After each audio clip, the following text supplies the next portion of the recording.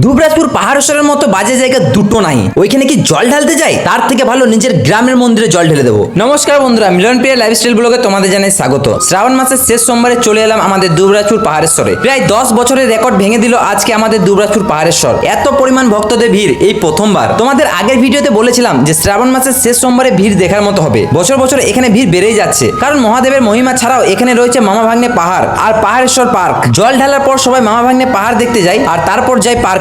এই বছর আমার আর প্রিয়ার দুজনেরই খুব ইচ্ছে ছিল জল ঢালার, কিন্তু এই অবস্থায় প্রিয়া আসতে পাবে না। যাই হোক, আসছে বছর আবার হবে আর আমরা দুজনের বদলে 3 জন আসবো মহাদেবের কাছে। আর আজকে পুরো মন্দির চত্বরটাকে এত সুন্দর করে সাজিয়েছে, মন মুগ্ধ করার মতো। আর এত ভিড়ের মধ্যেও আমাদের ফেসবুক ফ্যামিলির সদস্যরা এসে যখন কথা বলে তখন কি যে ভালো লাগে ভাষায় প্রকাশ করতে পারবো না। আর হ্যাঁ, এই কমেন্টে যে করেছে তাকে বলি, কোনো একদিন এসে দেখে যাস আমাদের বাবার মন্দিরে। এখানে এলে আর যেতে মন করবে না। একদিন তুইও আসবি এই মন্দিরে জল ঢালতে, মহাদেব তোকে অবশ্যই নিয়ে আসবে। তো চলো, আজকের ব্লগটা এতটাই। যারা যারা পাহাড়েশ্বরে জল ঢালতে এসেছিলে তারা অবশ্যই কমেন্টে হর হর মহাদেব লিখে যেও।